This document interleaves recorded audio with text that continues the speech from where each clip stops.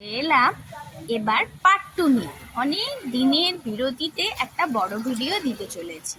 Grand trade ফেয়ারের part 1-এ তোমরা দিয়েছো অনেক ভালোবাসা, এবার তোমরা পার্ট 2 দেখো। এই যে দেখো কি দারুণ দারুণ বেড কভার্স, আজকে কিন্তু মেলার পুরো ফেভারটা তোমাদের দেব। আর এই যে দেখো কি সুন্দর চেয়ারের সাথে দেখো টেবিল, এরকম টেবিল তো আমি কোনোদিনও দেখিনি। তোমরা যদি কেউ দেখে থাকো আমাকে একটু প্লিজ জানিও। ডাইনিং টেবিলটা দেখেই মনে হচ্ছে এই আমরা বেশ ভালো করে একটু বিরিয়ানি নিয়ে বসে পড়ি খেতে।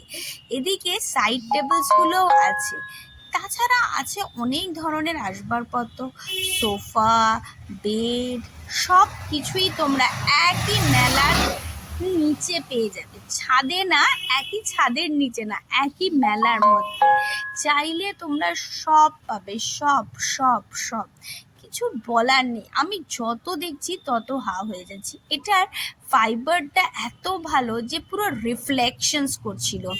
এই যে ট্রেড ফেয়ারের এগুলো ওরা কিন্তু বাড়িতে তোমাকে প্রোডাক্টটা দিয়ে দেয়, মানে তুমি যদি ভাবো অ্যাড্রেসটা লিখিয়ে দাও ওরা কিন্তু বাড়িতে দিয়ে আসবে।